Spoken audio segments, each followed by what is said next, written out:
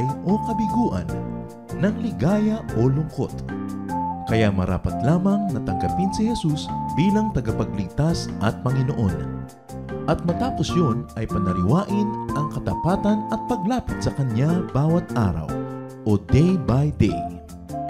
Ang day by day ay naglalayong umalalay sa pang-araw-araw na pamumuhay. Narito po si Kuya Ed Lapis sa mensaheng pinamagatang Believe unto Wellness.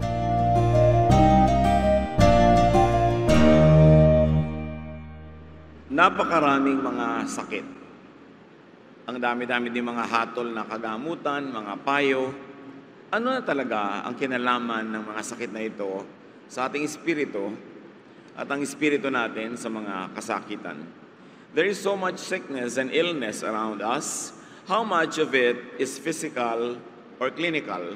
And how much of it could be spiritual or mental? Sinasabi sa Biblia, ang tao daw ay body, soul, and spirit. How much of our illnesses is of the body and how much is of the spirit? And how much of the healing could come from physical sources and how much of healing could come from spiritual dimensions? Yan ang ating pag-aaral ngayon. Kasihan nawa tayo ng Panginoon, turuan, paliwanagan. Believe unto wellness. Manalig hanggang gumaling. Salamat, Panginoon. Salamat po dahil kayo ay dakilang manggagamot. Turuan niyo kami, Panginoon, kung ano ang maaring magawa ng aming pananalig, paniniwala, pag-iisip tungkol sa aming mga kasakitan. At nawa turuan niyo kami rin, Lord, na makita ang mga katuruan sa inyong salita kung paano namin mapapakinabangan ang kapangyarihan na available naman sa iyong mga anak. Samantala, Panginoon, kami po inyong pakalinisin, patawarin niyo po kami sa aming mga kasalanan, at papagliwanagin niyo po ang aming isip upang tumanggap kami ng pagtuturo, pagtutuwid, pagpapalakas, pagpapagaling mula sa inyo. Empower us to understand the mystery of your word, to understand the symbolisms in the stories in the Bible. Lead us unto greater knowledge of you and unto health and wellness. In the name of Jesus, your Son, our healer, we pray with thanksgiving. Amen. Marami tayong mabilis na dadaanan ng mga iba't ibang kasaysayan ng paggaling mula sa iba't ibang mga karamdaman at hahanapin natin sa tulong ng Panginoon ang leksyon na maaari nating kapulutan ng aral. Mark 10:46-52. Then they came to Jericho. As Jesus and his disciples, together with a large crowd, were leaving the city, a blind man, Bartimaeus, was sitting by the roadside begging. When he heard that it was Jesus of Nazareth, he began to shout, "Jesus, Son of David, have mercy on me." Many rebuked him and told him to be quiet, but he shouted all the more, "Son of David, have mercy on me." Jesus stopped and said, "Call him." So they called to the blind man, "Cheer up, on your feet, he's calling you." Throwing his cloak aside, he jumped to his feet and came to Jesus. "What do you want me to do for you?" Jesus asked him. The blind man said, "Rabbi, I want to see." "Go," said Jesus, "your faith has healed you." Immediately he received his sight and followed Jesus along the road. Napaka-pamilyar na kwento ito na ang Panginoon ay pumapasok sa isang bayan, nakapila doon sa may pintuan ng bayan ng mga sari-saring uri ng mga may sakit. Namamalimos yung iba at yung iba ay nag-aantay na may dumaang isang banal na tao na maaaring maghatol ng kagalingan o kaya ay maging daan ng isang himala. At nung dumadaan si Jesus ay napakarami nagkakagulo, nag-aagawan sa kanyang atensyon. At mayroong isang nagsisigaw na lalaking bulag, si Bartimaeus. Sabi niya, "Kaawaan mo ako, anak ni David." At pinatigil siya ng mga tao, pinapatahimik. Lalo naman niyang nilakasan ang pagtawag hanggang napansin ni Jesus. At sinabi ni Jesus, "Tawagin niyo, ilapit niyo sa akin." At sabi ng mga tao, "O ayan, napansin ka." Pinapalapit ka, agad-agad niyang hinubad ang kanyang balabal at siya ay nadala sa paanan ni Jesus. At sabi ni Jesus, anong kailangan mo sa akin? Anong pwede kong magawa para sa iyo? Nais ko po makakita, sabi niya. Sabi niya, ayon sa iyong pananalig, gagaling ka. At gumaling siya sa kanyang pagiging bulag at siya ay sumunod kay Jesus sa pagpasok nito sa bayan. So mayroong pagkabulag na sakit. Mayroong pagkabulag naman na hindi sakit, natural lang talaga yung cause. Talagang kuminsan dumarating sa edad, kuminsan dumarating sa iba't ibang dahilan. Maraming mga kabulagan. Merong ibinigay ng masamang espiritu, meron namang talagang dahilan lang ng mga naging nangyari sa katawan ng isang tao, at meron naman infeksyon. Sari-sari ang dahilan. But what is important to see here is that Bartimaeus had faith that he could see. And he had faith in Jesus as an agent of miracle. Dalawa ang pinaniniwalaan ni Bartimaeus, na siya'y pwedeng makakita, at pangalawa, naniniwala siya kay Jesus na siyang gagamitin kasangkapan ng langit para siya makakita. Then Jesus affirms Bartimaeus' faith. Pinatunayan ng Panginoon na ang pananalig ay may nagagawa, at sabi niya, kung anuman ang sidhi, ang taas ng iyong pananampalataya, ganun ang tatanggapin mong pagpapagaling. And whether it was the faith in the possibility of Bartimaeus being able to see, or the faith in Jesus as miracle performer, the Lord did not say. Remember, hindi pa natin natutukoy kung ang nagpagaling sa kanya yung paniniwala niya na siya'y pwedeng gumaling, o yung paniniwala niya specifically na si Jesus ay magiging instrumento para siya pagalingin. But there is a definite element in the healing, and that is faith. Belief. Thought. Nasa pananalig, sa pag-iisip, kaya siya gumaling. Sabi niya, kung paano ka mag-isip, kung paano ka maniwala, kung gaano kalaki ang paniniwala mo, ganon kalaki ang tatanggapin mong pagpapagaling. Isa pang kasaysayan, Matthew 9:27-30. As Jesus went on from there, 2 blind men followed him, calling out, "Have mercy on us, Son of David." This time, dalawa namang bulag yung magkasabay. Nasusunod-sunod kay Jesus habang siya ay naglalakad. When he had gone indoors, the blind men came to him and he asked them, "Do you believe that I am able to do this?" "Yes, Lord," they replied. Then he touched their eyes and said, "According to your faith, let it be done to you." And their sight was restored. Jesus warned them sternly, "See that no one knows about this." Dalawa naman ngayon yung may kapansanan at sumunod-sunod sila kay Jesus, at sabi ni Jesus, "Talaga bang naniniwala kayong ako mismo, kaya ko na pagalingin kayo?" Sabi niya, "Opo." Bueno, kung gaano kalakas ang paniniwala nyo, ganun ang tatanggapin ninyong kagalingan. At biglang nakakita itong dalawa, kaya nakita natin na ang kanilang pananalig ay kumpleto, kasi kumpleto ang naging balik ng kanilang pagtingin, ng kanilang vision. Jesus asked if the 2 blind men believed in His ability. And Jesus says that as they believed, it would be done to them. Dalawa na kasaysayan na sinasabing, naniniwala ba kayo? Yung isa, naniniwala ba kayo? Hindi malinaw kung saan naniniwala. Pero ito, nilinaw man ni Jesus sa pangalawang kwento, naniniwala ba kayo sa akin? Nakaya ko nga. And the men's faith determined their fate. Kung ano ang pananalig, yun na nasasapitin ng kanilang buhay, yun ang kanilang magiging kapalaran. Their belief and their thought would determine the course of their life. In this particular story, 2 individuals both received miraculous restoration. The miracle happened in and within the personal body of each recipient. Pansinin natin na sa dalawang kasaysayang pinag-aralan na natin ay sa katawan ng nananalig na ganap ang himala. Faith can move in the body of the believer. Faith can move the body of the believer itself. Luke 17:6. Jesus replied, "If you have faith as small as a mustard seed, you can say to this mulberry tree, 'Be uprooted and planted in the sea,' and it will obey you. Tumataas na ngayon yung antas ng pagtuturo. Here Jesus says, faith can move things outside of one's own body.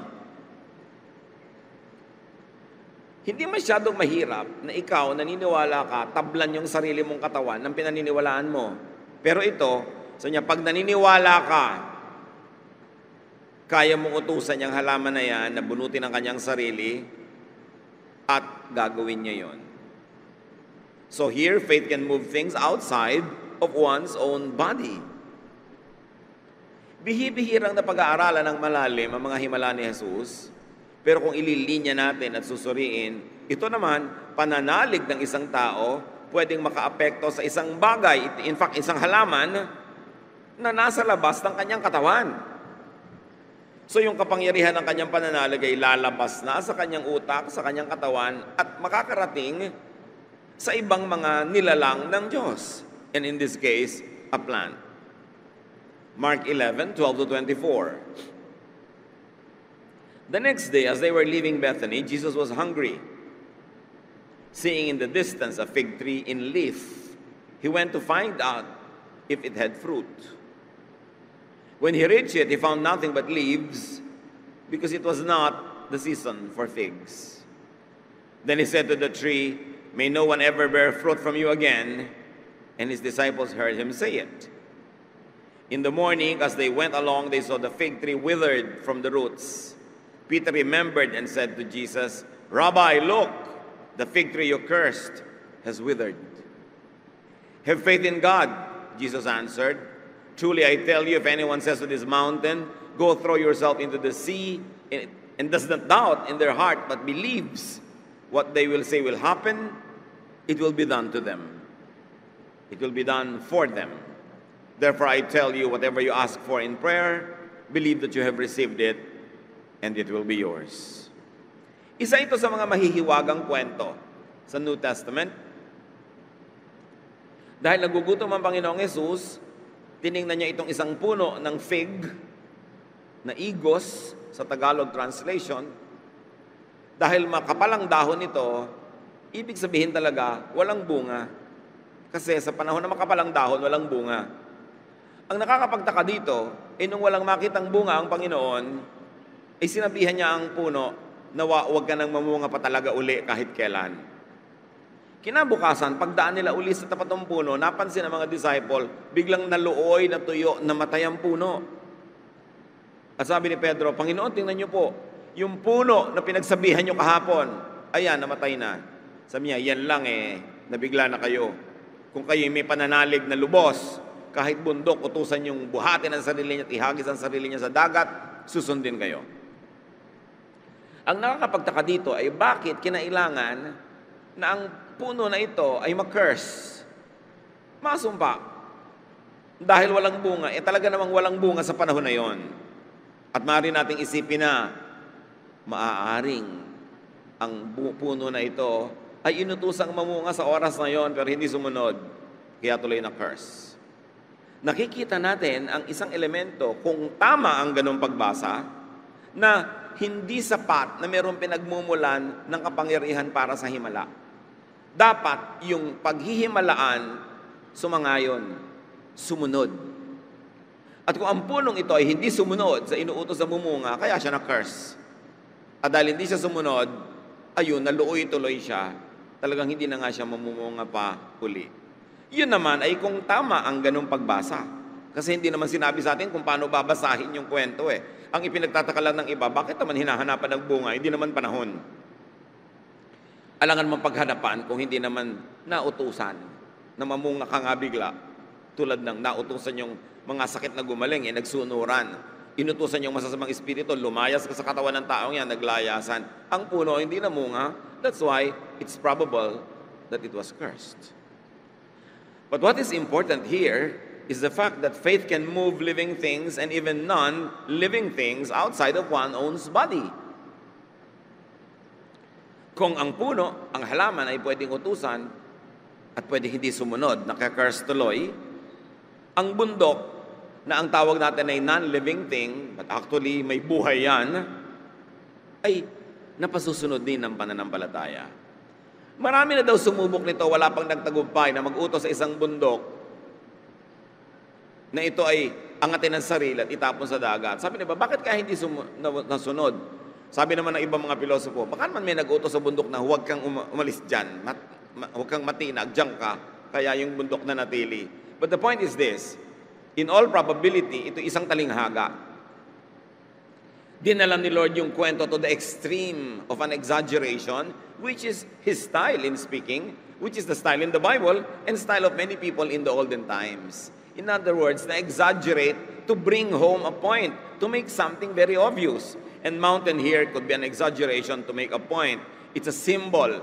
Because in the culture of Israel, a mountain has always been a symbol of a problem, a challenge, an immovable object that would stand in your way. In other words, a mountain here could stand for the impossible. What seems like and what looks like impossible. Kaya pag sinabi ni Lord na yung bundok na yan ay utusan mong umangat sa sarili niya at aangatin niya ang sarili niya, ang sinasabi lang ni Lord, when you believe, nothing is impossible. What seems to be hard and undoable becomes very possible. And the lesson, the general one is, believe unto realization. Isang mahirap na tao, gusto niyang magtagumpay sa buhay, gusto niyang makatapos ng isang kurso at maging matagumpay sa isang profesyon. Ang hirap-hirap niya, parang yun ang kanyang mountain, impossible. Pero sinabi ni Lord, manalig ka, and the possible will become impossible because your faith will empower you, strengthen and inspire and guide and discipline you to the point that what seems to be undoable becomes doable because you first believed in it. Pero kahit madali, pag hindi ka naniniwala na magagawa mo, pag wala kang paniniwala sa iyong sarili, wala kang paniniwala sa Diyos, kahit madali, magiging sobrang hirap at hindi nga mangyayari. Kaya ang practical lesson agad is let your faith work. In fact, let your faith do the work. Ang tao, may mga masisipag. Kumikilos ang katawan, gumagawa ang ating katawan. Pero iba pag nauna na gumawa ang pananalig, ang pananampalataya, ang paniniwala, ang isip.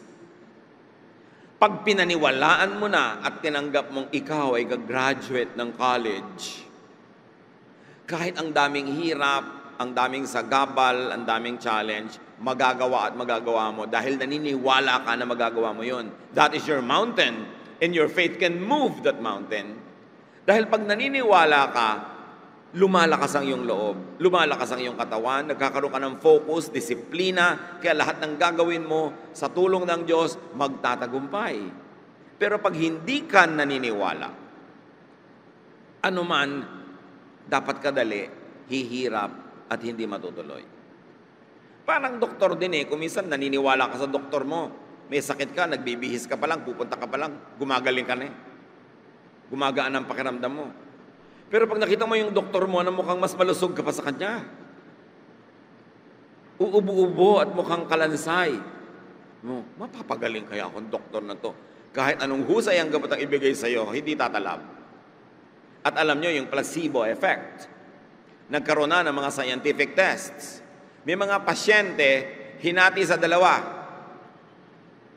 Yung isang grupo, pinainom ng gamot. Sinabi, gamot itong inyong iinumin, gagaling kayo dito. So alam nila, gamot yon, ininom nila, naggalingan.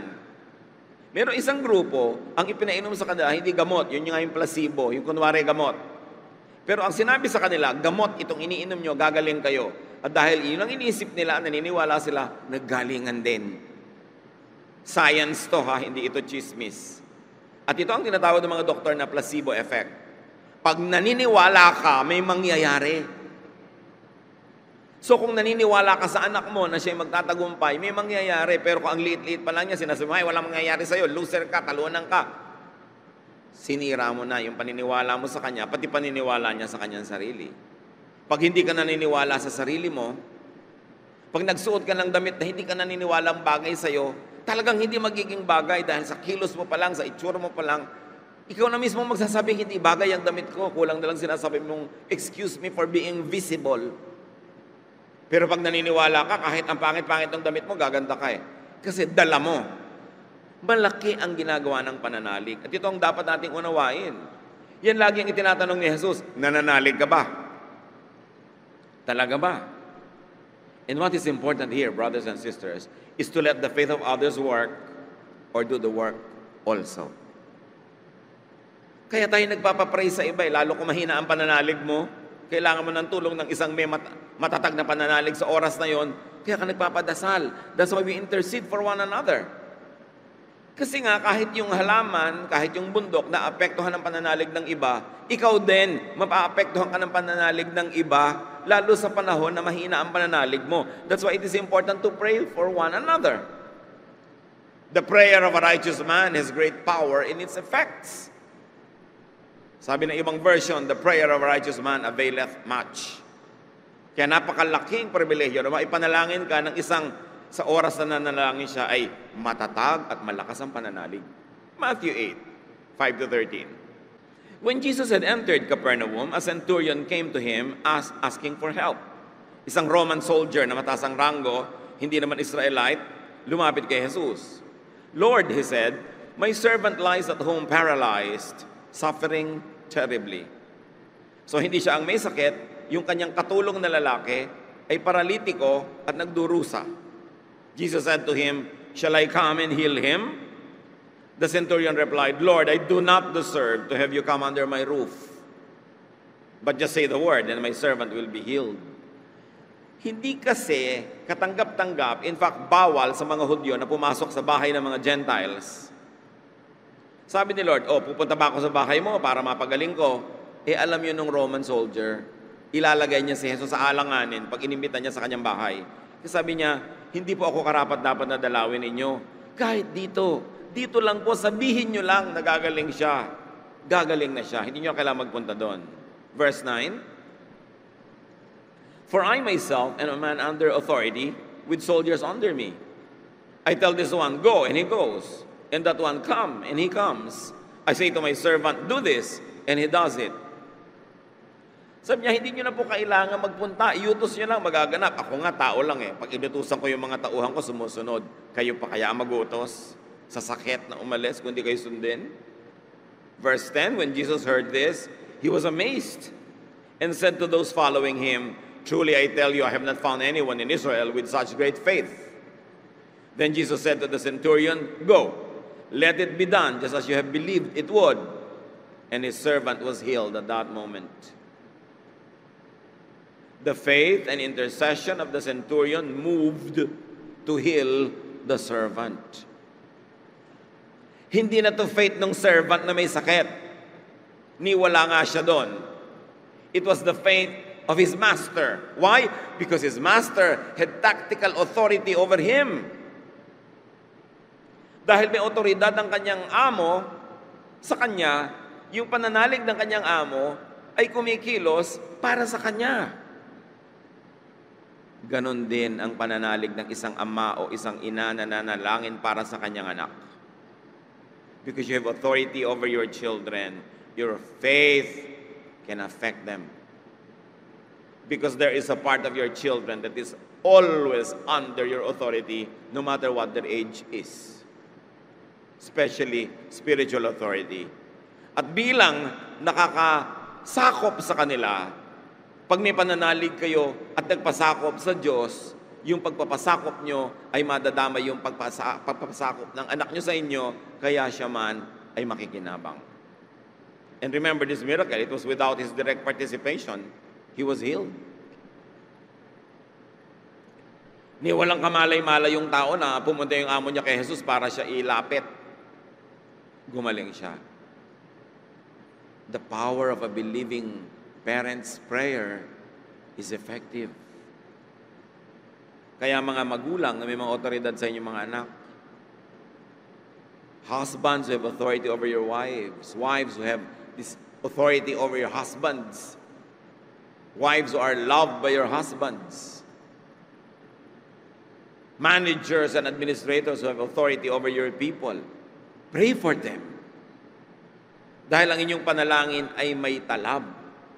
Kahit pa nga wala silang kamalay-malay na ipinapanalangin. Intercede and have others intercede for you. Mark 7:25-30. In fact, as soon as she heard about him, a woman whose little daughter was possessed by an impure spirit came and fell at his feet. Of course, this refers to Jesus. The woman was a Greek born in Syrian Phoenicia. She begged Jesus to drive the demon out of her daughter. First, let the children eat all they want, he told her, for it is not right to take the children's bread and toss it to the dogs. Ang mga Israelites, generally speaking, mababa ang pagtingin sa mga Gentile. Sa tingin nila, silang Jew lamang ang mahal ng Diyos, paborito ng Diyos, sila lang ang malinis, sila lang ang dapat tumanggap ng pagpapala ng Diyos. At ang tingin nila sa mga non-Israelites ay aso. Pero kung mahal natin ang mga aso, hindi yun ang color at ibig sabihin ng aso sa Israel nung araw. Yun ay mababa, hamak. At sabi ni Jesus, marahil ay bilang isang pagsubok sa babae, hindi ka naman Jew Gentile ka naman. Bakit ka humihingi ng pagpapala? Hindi marapat na ipakain sa mga aso. Ang pagkain dapat ay mauna munang kainin at kabusugan ng mga tunay na anak ng Panginoon, ng may-ari ng bahay. Sabi ng babae, verse 28, Lord, even the dogs under the table eat the children's crumbs. Imbes magalit yung babae, ayaw mo, wag mo. Imbes siya magtampo, sabi niya, Lord, kahit naman po aso, nakikikain sa mga nalalaglag na mga pira-pirasong tinapay na mula sa mesa ng mga anak ng may-ari ng bahay. So, ibig sabihin, kahit naman po kami aso, bigyan nyo naman kami, tapunan nyo naman kami kahit konting pagpapala. Verse 29, Then the Lord told her, For such a reply, you may go. The demon has healed your daughter. She went home and found her child lying on the bed and the demon gone. Ang galing ng sagot ng babae, hindi siya nagalit, hindi siya nagtampo. Kasi naniniwala siya na si Jesus ang makakapagpagaling, naniniwala siya na ito ang dadaluyan ng pagpapala. Ba't ako magtatampo dito? Yung mga iba nagtatampo sa Diyos, lalo may problema. Saan pa kayo lalapit pag lumayo pa kayo sa Diyos? Anong mapapala nyo na magdrama at magtampo sa Diyos? Ayaw na umaten ng Bible study, ayaw na mag-serve, magbibitiw sa ministry dahil nagtatampo sa Diyos, dahil nagkasakit, dahil namatayan, dahil etc. Sa kanino kayo lalapit? Kay Satanas? Ba't kayo magtatampo sa Diyos? Talo kayo dyan. Alam niyo, sabi ng babae, kahit naman po kami aso, di ba? Kahit naman konti, pwedeng tapunan. Sabi ng Diyos, dahil sa sagot mo, yes, ang sagot ko sa iyong request.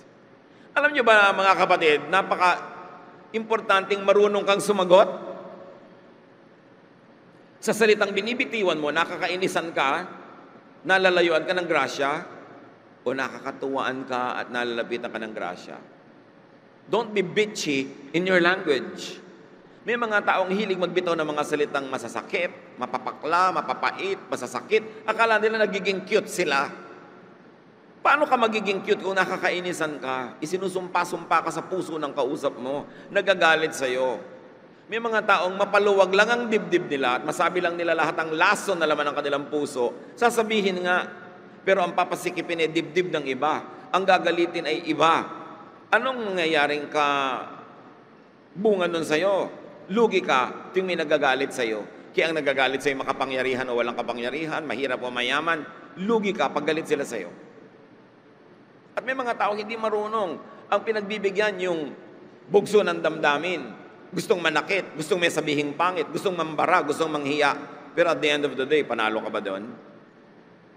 Sabi ng babae, aso na po kong aso, pero pagpalain nyo na rin.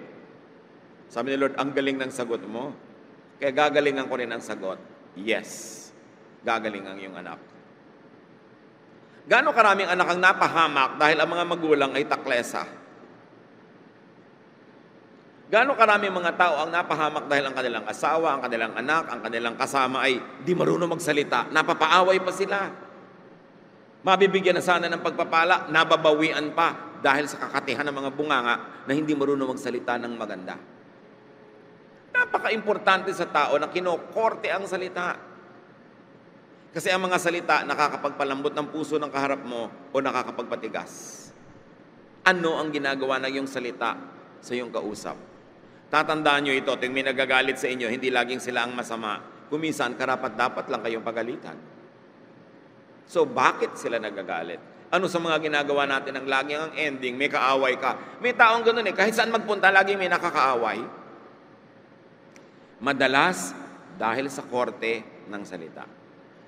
But in this story, a mother's faith and intercession healed and restored a daughter.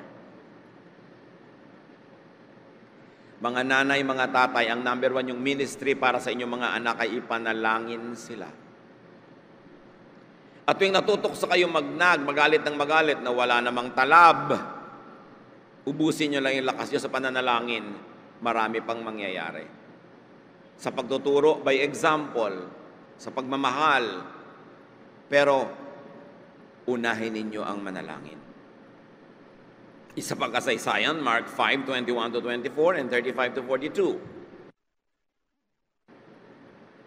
When Jesus had again crossed over by boat to the other side of the lake, a large crowd gathered around him while he was by the lake.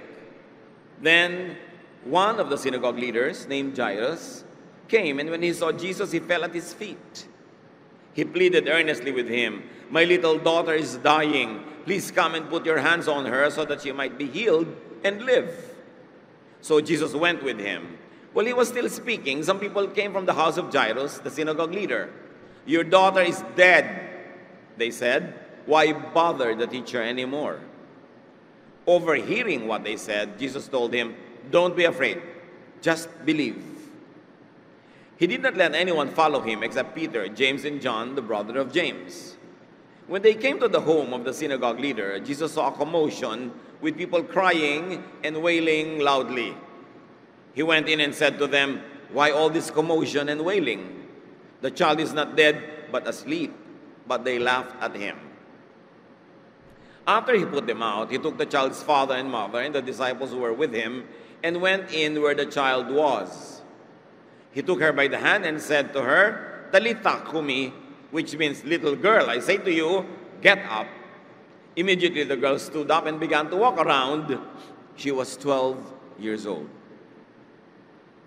Isang lalaki ang lumapit sa Panginoon, naghihingalo ang kanyang anak, nag-aagaw buhay matapos ang mahabang pagkakasakit. Sumama ang Panginoon sa kanyang bahay at sinabi sa bata na pagdating niya ay patay na. Sabi niya, "Ineng, bumangon ka." At bumangon ang bata at nagsimula maglakad. 12 anyos ang bata. A dead girl lives again because of her father's faith and intercession. Gaano karami mga dead girls na nasa mga bahay nyo, mga tatay, na kung kayo lamang ay mag-i-intercede, gagawa ng paraan, lalapit sa may magagawa, kikilos, magpapakatapang, magpapakasipag, ay mabubuhay muli ang inyong mga anak. Kaya ito ay physical life, o spiritual life, o emotional life. Our children can die many deaths.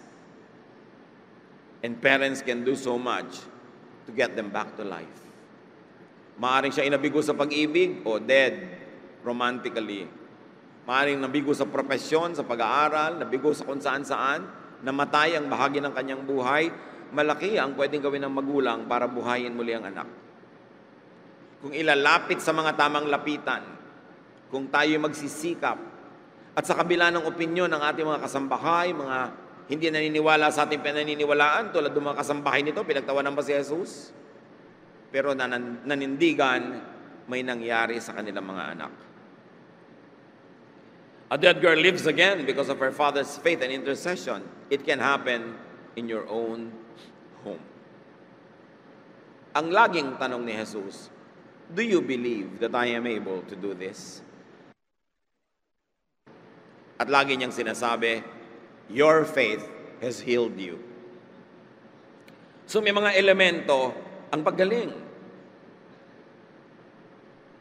Una, naniniwala ka ba kay Jesus? Pangalawa, meron ka ba talagang pananalig? Kung minsan hindi naman directly kay Jesus, pananalig sa gamot, pananalig sa doktor mo, pananalig sa isang proseso, kailangan may pananalig. Walang mangyayari physically kung spiritually hindi sang-ayon ang iyong buong pagkatao. And your faith and thoughts can heal you or make you sick. Gusto kong bigyan ng diin ito mga kapatid. Kung pwede kang pagalingin ng positive pananalig, pwede kang bigyan ng sakit ng negative pananalig. Kung pwede kang hanguin mula sa sakit ng positive na pag-iisip or pananalig, pwede kang panatilihing may sakit at palalain ng negative na pag-iisip. Your faith can heal you. Negatively, your lack of faith, your doubt can make you sick. So don't fill your mind and your thoughts with sickness.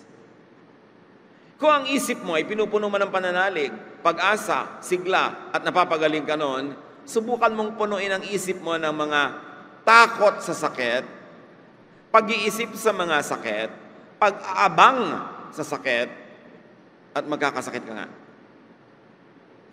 Pag sinabi mong, ayan, alam mo, marami kong allergies eh. Ayan, kumakain ako. Ayan, namamantal na yata ako. Ayan, nagsisimulan na akong tablan. Tatablan ka talaga kahit hangin lang yung lunukin mo eh. Yung mga iba, alam mo, mahihilo ko pag sakay sa sasakyan. Hindi pa sumasakay, ayan, nahihilo na ako. Iniisip mo nang mahihilo ka eh. Tandaan mo, kung naiisip na gumaling, naiisip din magkasakit. Fill your thoughts with ideas of wellness, of strength, of health. Hindi yung laging pag nakikita-kita kayo ang pinag-uusap niyo, ikaw, anong blood pressure mo? Mas mataas ang blood pressure ko sa'yo. Diba? Ay, ako naman, panalo sa sugar ng blood. Mas malakas ang diabetes ko kaysa sa'yo, ha? Ay, ako nga, ilang beses nang naghihingalo eh. So, talo kita. Yung palalaan ng sakit, nakatulog ka ba? 5 oras lang eh. Ako nga, 3 oras lang nakatulog. Ipinagmamalaki pa na napuyat siya. Bakit laging pinag-uusapan? Parang bidang-bida ka na hindi ka nakatulog. Parang mas dakila ka dahil parang walang kwenta yung mga taong hilik ng hilik at tulog ng tulog. So yung iba, para magmukhang dakila, ako nga hindi natutulog eh. Yung bakit gino-glorify sa katawan yung mga negative? Lagi na lang, naku, hindi ako pwedeng kumain yan. Bakit? Basta lang, ayoko lang. Ba't hindi mo yung isipin na pwede mong kainin? Isaksak mo sa yung sikmura yan, papakinabangan mo rin. Bakit ang dami-dami mong arte? Lagi na lang, ayan na, sumasakit na ang ulo ko. Hayaan mo na, 5 araw na masakit yung ulo ko, buhay ka pa rin eh. Hayaan mo sumakit. Pag lagi mong ininda, pinansin, inisip, inabangan, darating. Alam niyo ang sakit, parang bisita. Pag ine-estima mo, ayaw umalis. Huwag mong pansinin yan pagka hindi dali-dali nagbalot-balot at nakahalata. Nangyayari yun. Nakita na, ang dami natin binasa. Sabi ni Jesus, naniniwala ka ba?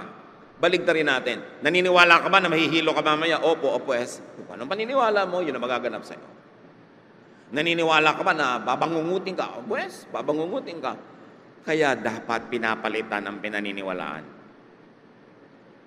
Ang sabi sa Romans 12, be changed by the renewing of your mind. Sa isip, nagsisimula ang lahat. Ayan, madilim yung kwarto, wala nang ilaw, natatakot ako. Eh, ba't naman yung kasama mo rin sa kwarto na yung tulog na tulog? Pareho lang kayo nasa kwarto, pareho lang madilim. Ba't siya tulog? Ikaw hindi. Kasi iba ang laman ng utak mo. Ang laman ng utak mo ay fear. Siya ang laman ng utak niya, wow, ang dilim, ang sarap matulog. Sana huwag pa munang lumiwanag agad. Ikaw naman, mag-umaga na sana, mag-umaga na, ang dilim-dilim, nakakatakot. Kaya puyat na puyat ka. Bakit pareho lang kayong sasakay sa eroplano, yung katabi mo, ang saya-saya, enjoy na enjoy, ikaw takot, inenervyos, pinagpapawisan, pareho lang naman kayo nakasakay, and pareho lang din naman kayong lilipad at maglalanding. Sinong nalugi? Yung nagsaksak sa utak niya ng fear. 1 week pa lang bago lumipad, baka mag-crash, baka mag-ganyan. Naku, nakakatakot. Ang dami niyong nakipagsumakay ka nga sa mga eroplano, nakita yung mga stewardess, kasi tatanda na ni Matusalem. Pag binawasan mo yung makeup nila, ang tanda na pala nito. O tumanda ito kalilipad. Ikaw nga, pamisa-misang lumilipad siya araw-araw eh. Ba't siya buhay pa? At sa palagay nyo ba, kung talagang alam ng piloto na delikado yan, mamanehohin niya yung aeroplano. Sasakay siya doon. Laman kasi ng utak mong matakot, matatakot ka. Kaya dapat pinapalitan ang laman ng utak. Yung mga iba hindi pa makatulog kung meron pang maruming damit, kailangan laban na agad. Ba't di na lang bukas? Kasi iniisip mo lang lagi, kailangan kong gawin. Gano'ng karaming tao ang alipin ng kanilang masyadong pagiging metikuloso. Sino ba may sabing dapat talaga ang linis-linis ng sahig? Matulog ka na lang kahit may konting dumi dyan. Nasa utak mo yan. Hindi nyo ba napapansin yung mga pabaya, yung mga irresponsable, yung mga todo pasa, enjoy sa buhay? Tapos kayo mga responsable na super linis, super metikuloso, kayo lagi ang stressed. I promise you, mauuna kayong mamamatay sa kanila.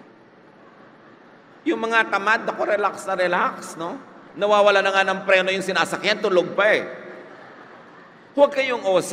Manalig kayo dahil may Diyos na nagmamahal sa atin. Diyos na di natutulog. Diyos na alam at gusto niya tayong gawan ng mabuti. Change the way you think. Hindi ko naman sinabing maging irresponsible tayong lahat. Pero let go of some things. Luwag-luwagan. Sino sa inyo mga OC? Huwag kayong magtaas ng kamay. Yung mga obsessive-compulsive, konting gusot lamang ng punda ng unan, kailangan plantsahin. Yung hindi pwedeng, hindi maganda ang salansan ng mga sapatos sa lalagyan. Yung sobrang OC, alam nyo, inaapi nyo ang sarili nyo. Kinakawawa nyo ang sarili nyo habang mga kasambahay nyo naman ang pabaya, nag-e-enjoy. Siyempre may kailangan naman mag-ayos dahil kung lahat naman burara, di nagkagulo ang planeta, pero bawas-bawasan para hindi kayo mahirapan. Lalo't may edad na kayo, mag-relax naman kayo. Wala rin namang nagawa. Naiba nyo ba planeta sa kaaayos nyo? Sa kananag nyo ba sa inyong mga kamag-anak na matitigas ang ulo? Nagbago ba? Wala rin naman. Nalulugi lang kayo.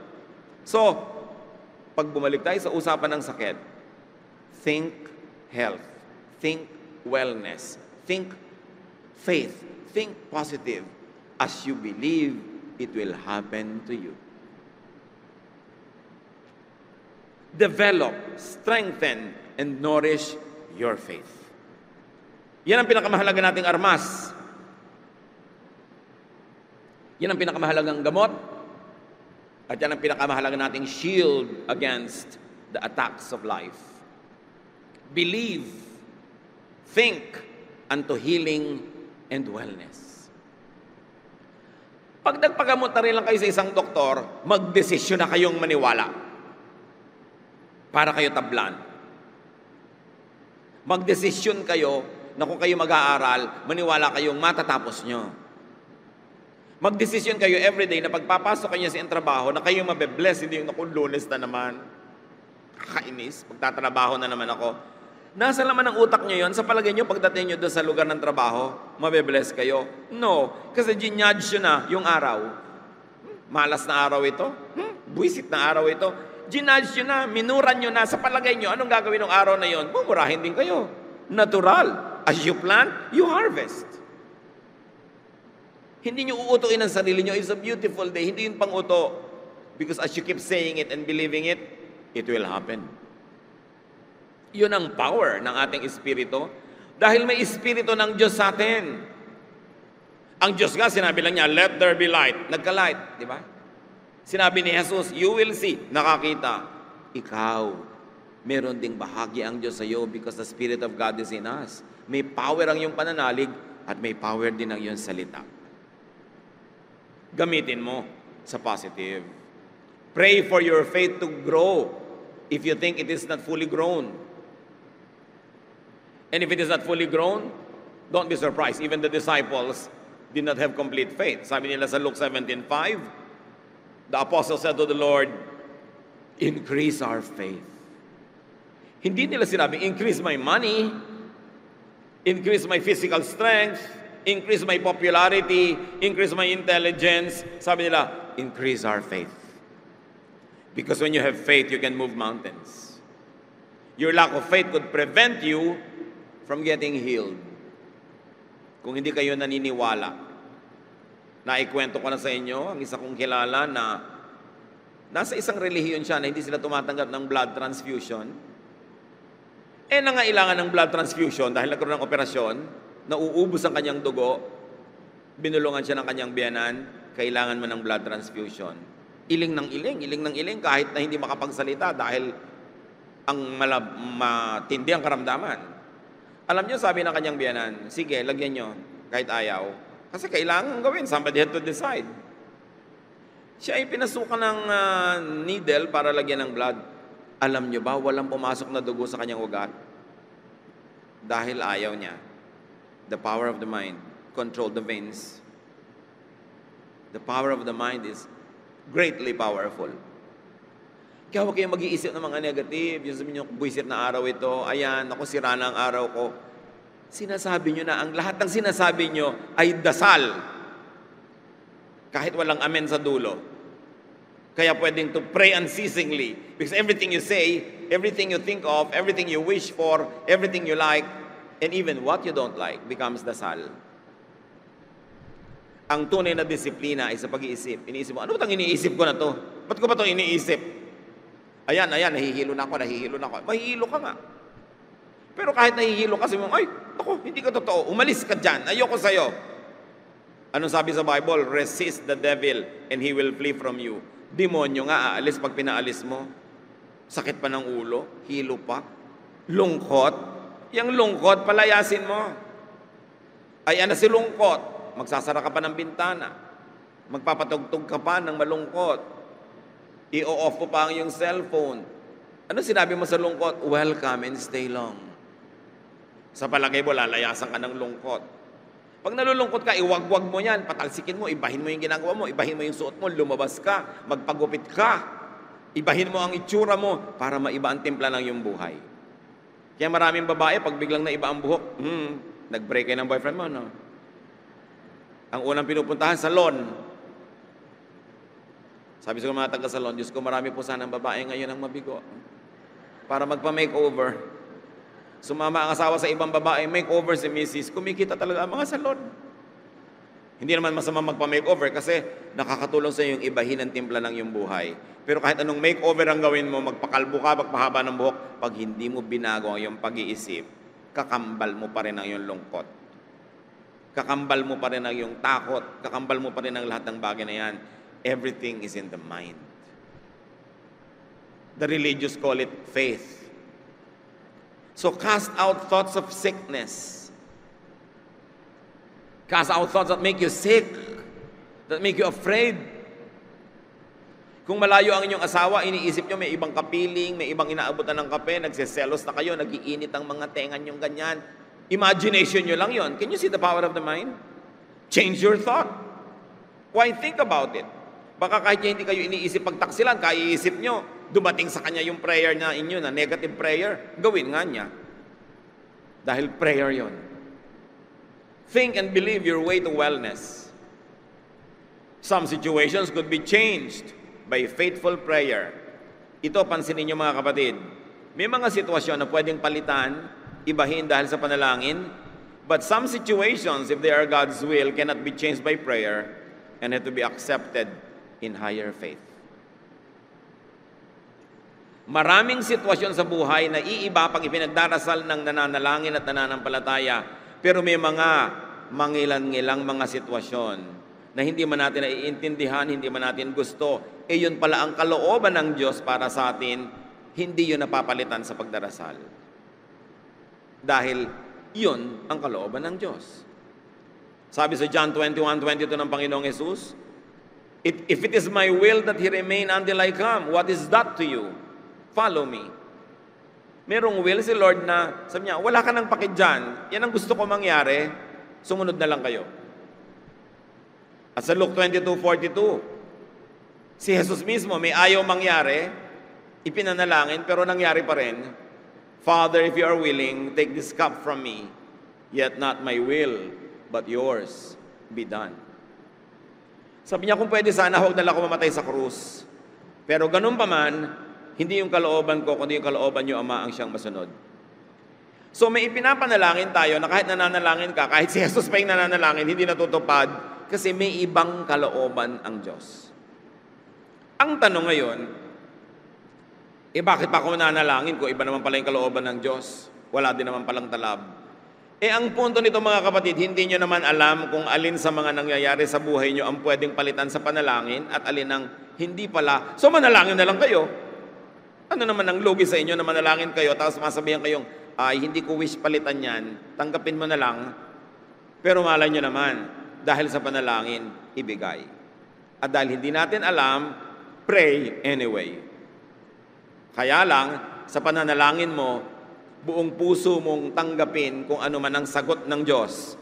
Be it a yes, a no, or most of the time, wait. 3 sagot sa panalangin, oo, hindi, o kaya ay maghintay ka. But keep praying anyway. At huwag lang tayong maniwala sa Diyos kung ibinibigay yung hinihiling natin. Pag hindi rin niya ibinibigay, lalo tayong maniwala dahil sa pagmamahal niya, sa pag-ibig niya sa atin, anumang hindi niya ibinibigay, ibig sabihin, mas makakabuting hindi natin tanggapin. Kaya nandun yung faith. Importante. So nananalangin ka, gusto mong mapalitan ng isang sitwasyon, meron kang gustong mangyari, pag ibinigay, salamat. Pag hindi ibinigay, isipin mong salamat pa rin o kaya baka later pa lang, darating pa rin. So inaasahan ka, and then get on with life. Continue to live your life, whether or not the answer is still on the way, even if the answer has come and it is a no. Yun ang ibig sabihin ng faith. Hindi lang faith pag ikaw ang nasusunod. Believe and pray unto wellness, unto happiness, unto fulfillment, and unto satisfaction. Or if not, unto contentment. Salamat pag ibinigay, pagka hindi, humingi ng pananalig na hindi man maunawa, ay matanggap ng may pag-ibig at pananalig pa rin sa Diyos, dahil kung mabuti ba sa iyo, hindi ibibigay. O baka may dahilan na hindi na abot ng ating limitadong isip. So, manatiling maniwala. Pero mga kapatid, palayasin sa isip ang mga pag-iisip ng sakit, ng mga negative things. Huwag laging pag-usapan, huwag laging estimahin, kasi hindi tayo lalayasan. Ama namin sa langit, turuan niyo kami to change our minds. Disiplinahin namin ang aming pag-iisip kung saan ito nagpupunta, saan ito namamalagi. At turuan niyo kami, Lord, na manalig, manalangin, umasa, at gumawa ng mga praktikal na bagay. Sa mga sagot niyo na yes, salamat po. Sa mga no, salamat din. At sa mga wait, salamat din, because you know what's best for us. But on our part, we will do our part. We will keep on praying. We will pray without ceasing, and we will keep on believing. Pagbulay-bulayan, mga kapatid, ang mga bagay na ito, at nawa, matuto tayong magdisiplina ng ating isip. Pray to God right now that you will always be conscious of the thoughts that you allow to enter your minds, of the thoughts that you entertain, and of the thoughts that you have to reject. Lord, turuan niyo po ang inyong mga anak na madisiplina ang pag-iisip at pananalig.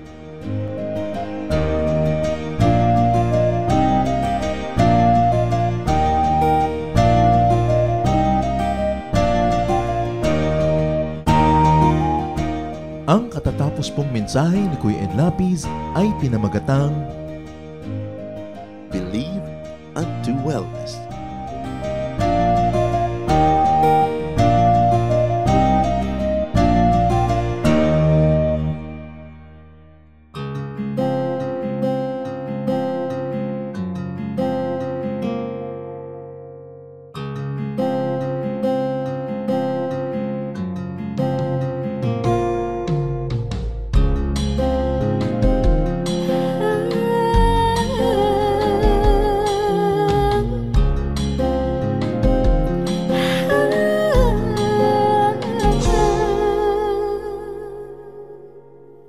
Pag-ibig mo o kailanin, sukat man lumayo'y mahal pa rin. Liparin ko man ang dulong ng langit, sa piling mo pa rin magbabalik.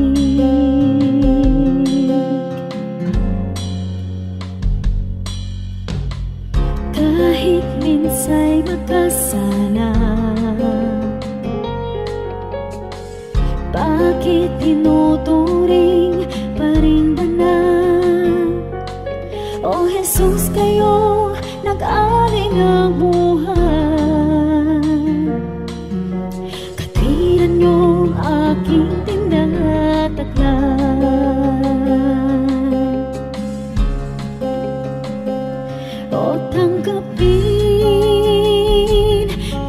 papuri ay tingin, nagsasabing ikaw aking hari.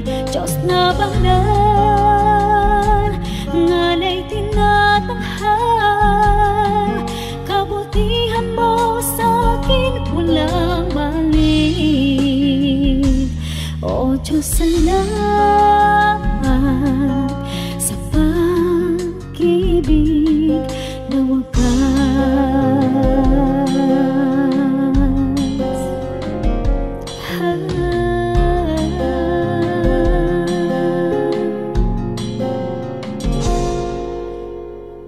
Laging naman itong isip, ngalan ko sa palad mo inukit. Walang sino mang maaring magwala, kaligtasang ikaw ang nagtikas.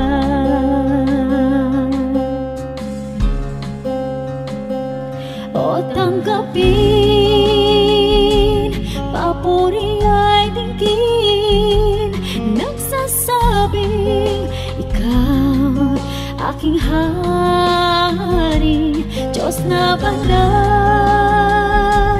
ngana'y tinatanghal, kabutihan mo sa'kin walang mali. O Diyos, salamat sa pag-ibig na wagas.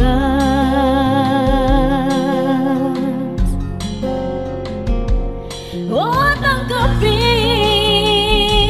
papuri ay tingin, nagsasabing ikaw aking hari. Diyos na banal, ngana'y tinatanghal, kabutihan mo sa'kin walang mali. O Diyos, salamat sa pag-ibig na wagas.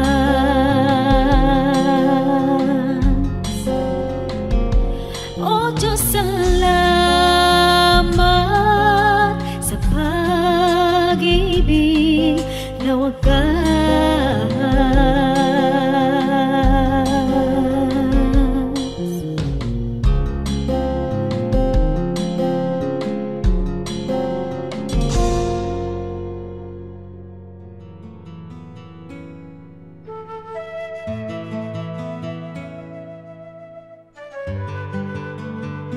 Bakit may mga fixers sa mga opisina ng gobyerno?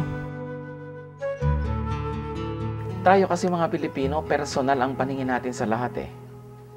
At yung gobyerno kung minsan parang nagmumukhang cold institution, parang policies, laws, rules na hindi masundan ng karamihang ng mga mamamayan. We always want a human face. Kaya siguro nagta-thrive sa ating kultura na may mga fixers. Kasi may human face, may umaakay sa'yo, dadali ka sa pinto na ito, doon sa desk na yon, dumadali, kesa ang mga kausap mo para mga bureaucrats doon na hindi ka kilala at hindi mo sila kilala. Pero syempre may downside dito dahil maglalagay ka, kuminsan yung mga nakapila na uunahan dahil may fixer, at kuminsan meron mga fake na fixers. They do not deliver their promise, kaya kawawa ka naman. Mas maganda siguro ay yung mismong mga taga-gobyerno ang magbigay ng human face. Na nandun ka sa desk, nandun ka sa counter, but you're also a friend, you are a kababayan, para hindi na kailanganin itong ganitong mga fixers.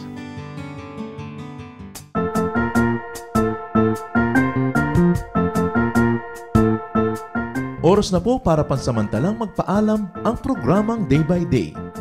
Tayo po'y magsama-sama tuwing ika-6 hanggang ika-7 ng umaga, araw-araw. Magandang umaga po at mabuhay ang Panginoong Hesus!